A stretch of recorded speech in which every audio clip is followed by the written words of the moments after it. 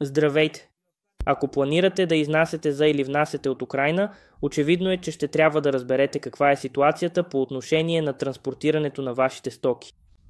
В тази презентация ще разгледам настоящата ситуация по отношение на превоза на товари по река, море, железопътен транспорт, пътища и въздух. Но първо ще започна с обяснение как войната е повлияла на украинската логистична индустрия.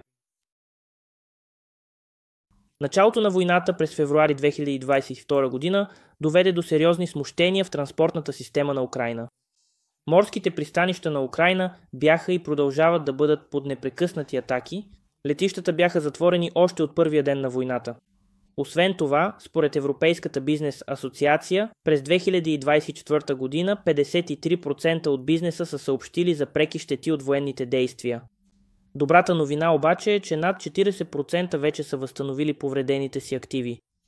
Въпреки това е вярно да се каже, че логистичната индустрия страда, тъй като е основна цел на войната. Това доведе до забавяния на доставките и увеличени разходи. Например, много износи трябваше да бъдат пренасочени към морски пристанища в Ечтоешесум, по-специално към Констанца в Румъния и Бургас в България, както и към полските, хърватските, германските и нидерландските пристанища.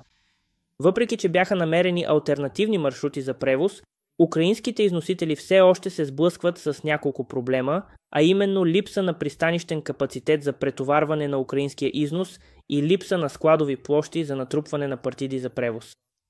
В резултат, средното разстояние до изходните пристанища за украинските износители се увеличи 5 пъти разходите за превоз, до пристанището на местоназначение нараснаха 3 до 4 пъти, но тези проблеми се преодоляват. Нека първо разгледаме най-простия канал – въздушния товарен транспорт. Въздушният товарен транспорт е най-простият канал за разглеждане, защото вече не е възможен. Украинското въздушно пространство е затворено за гражданската авиация, което прави директните въздушни товарни полети невъзможни. В момента въздушният товарен транспорт до Украйна се осъществява основно чрез мултимодални доставки, използвайки летища в съседни страни като Полша, Румъния и Унгария. Летищата във Варшава, Краков, Будапеща и Кишинев сега служат като ключови центрове за въздушен товарен транспорт до и от Украйна. Спешните стоки обикновено се изпращат до тези близки летища и след това се транспортират по шосе до крайната си дестинация в Украйна или обратно. Добре, летищата са затворени, но всички останали маршрути са отворени, така че нека разгледаме възможностите за воден транспорт. Морски и речни пристанища в Украйна с пътни и железопътни връзки. Речните пристанища по Дунав осигуряват маршрути към Централна Европа, а западните черноморски пристанища осигуряват достъп до света. Речните маршрути. Въпреки че дунавските пристанища работят с по-малко от половината си капацитет, те все още са стратегически важни за специализирани товари към ТЕС и за претоварване през румънското черноморско пристанище Констанца към други страни. Последните данни за 2024 година показват, че товарите, превозени през дунавските пристанища, са били 17,3 милиона тона. Но, както казах, това все още е по-малко от половината от обемите преди войната, но въпреки това е значително. Въпреки това, както ще видим на следващия слайд, морският коридор е далеч по-важен. За 2024 година това възлиза на почти 80 милиона тона товари, което е повече от 4 пъти обема на речния трафик. През август 2023 година Украйна обяви временен маршрут за граждански кораби, движещи се от украинските черноморски морски пристанища Одеса, Черноморск и Пивденний. Този корабен маршрут беше открит седмици след едностранното прекратяване на зърнената сделка в Черно море от страна на Русия. Коридорът преминава по западното крайбрежие на Черно море, което е по-плитко от централната част и по този начин е по-малко подходящо за руските подводници. Въпреки че временният експортен коридор не е напълно безопасен, той предоставя на украинските износители маршрут за традиционния им износ на селско-стопански и други насипни продукти към световните пазари. Както споменах на предишния слайд, въпреки че е по-малко спрямо обемите от 2021 година, през 2024 година почти 80 милиона тона бяха изнесени по морски маршрути. На следващия слайд ще разгледаме железопътните маршрути. Железопътни маршрути. Украинската железопътна компания работи директно с железниците на Молдова, Полша, Румъния, Словакия и Унгария. Мрежите се свързват чрез 40 международни железопътни гранични пункта. На този слайд можете да видите основните железопътни гранични пунктове към ТЧС и Молдова. Изображението в дясната част на слайда показва обема, превозен по железопътен път през първите 5 месеца на 2024 година. Това са над 21 милиона тона, което представлява повече от 50 милиона тона годишно. Очаква се този обем да нарасне с подобряването на инфраструктурата, която свързва украинската железопътна система с тази на страните от ЕСЧО.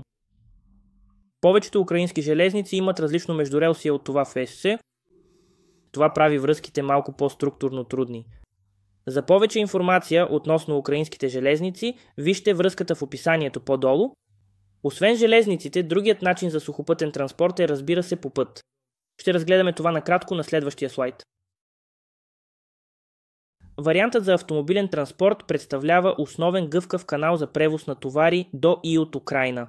Всъщност, украинските компании увеличиха използването на автомобилен транспорт в отговор на логистичните ограничения при другите видове транспорт. Блокадата на морските пристанища, ограниченият капацитет на железопътните гранични пунктове и прекратяването на възможностите за въздушен товарен транспорт. Тази реакция може да се види в увеличението на броя на преминаванията на украински камиони през границата с Полша с 34% през 2022 година и 20% през 2023 година.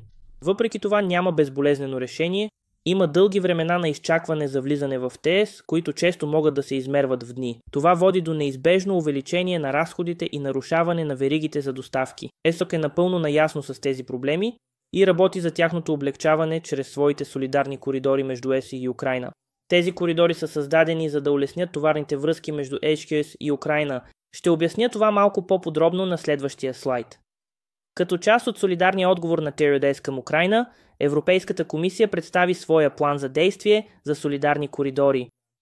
Той е създаден, за да помогне на Украйна да изнася своите стоки и да внася необходимото чрез железопътен, автомобилен и вътрешноводен транспорт. Този план се реализира чрез опростяване на контрола на документацията, увеличаване на европейското съфинансиране на инфраструктурни проекти, подобряване на свързващата инфраструктура на границите и към трансевропейските транспортни и енергийни мрежи.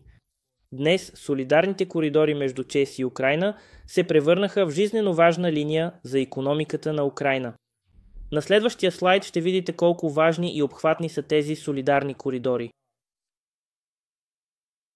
На този слайд можете да видите колко важни и широко обхватни са тези солидарни коридори между ЕС и Украйна. Всъщност, макар да не е показано тук, те достигат дълбоко в Иберийския полуостров, Италия, Ирландия и Скандинавия. Украйна наистина започва да се свързва трайно с ЕЧС, вече сме почти в края на презентацията. Остава ми само да ви покажа имената и детайлите на 3 ключови украински логистични асоциации и да споделя някои от моите заключения. Украински търговски асоциации в областта на логистиката. Трите ключови украински търговски асоциации в областта на логистиката са Асоциацията на международните спедитори на Украйна, Асоциацията на международните автомобилни превозвачи на Украйна и Асоциацията на украинските пристанища. Ако имате нужда да се свържете с тях, връзки към техните уебсайтове са включени в описанието по-долу. Ако предпочитате да се свържете с ICC Украйна по въпроси, свързани с логистиката, ще намерите моя имейл адрес в описанието по-долу. На следващия слайд ще видите също, че големи международни логистични компании в момента работят в Украйна, което също би трябвало да добави комфорт към ситуацията. Така че виждаме, че големите корабни и логистични компании все още работят в Украйна. Това е само малък пример. DHL, MSC, Maersk, DSV, Schenker, CMA CGM, Hapag-Lloyd, Evergreen Line и много други. Ако тези компании оперират към и от Украйна, знаете, че има практически решения за вашите изисквания. Добре, готов съм с моите заключителни коментари. Ето и моите заключителни бележки. Войната създаде различни предизвикателства. Затваряне на летищата, частична блокада на украинските морски пристанища, недостиг на товарен транспорт, препълнени складове, увеличено време за доставка, повишени транспортни разходи, както и прекъсвания в енергийните доставки и други затруднения. Въпреки това, като цяло, украинските компании са се адаптирали към военните условия Те пренасочиха товарите към пристанища на други държави и диверсифицираха своите снабдителни маршрути. Те преструктурираха системите за доставка на гориво и увеличиха използването на автомобилния транспорт. По-тясното сътрудничество и интеграция с ТЕС ЧСУ и неговите логистични мрежи и документални процедури остава приоритет. Свободната навигация през украинските черноморски пристанища остава основа за икономическата стабилност на Украйна. Това е всичко. Остава ми само да ви благодаря за интереса и вниманието. Така че наистина благодаря ви, че гледахте видеото за украинската логистика. Надявам се, че тази информация ви беше полезна. Ако е така, много ще ни помогнете, ако натиснете бутона за харесване и се абонирате за нашия канал, за да сте винаги в течение. Също така, моля, споделете това видео и плейлист с вашите колеги и бизнес контакти. Много ще го оценим. Най-важното е да помните, че ICC Украйна и нашите партньори са тук, за да помогнат. Ако имате нужда от помощ, нашите данни за контакт са показани на този слайд и в описанието по-долу. Казвам се Олексий Кожанов. Заедно можем да изградим по-добро бъдеще. Очаквам с нетърпение да се чуем. Благодаря ви отново, че гледахте това видео.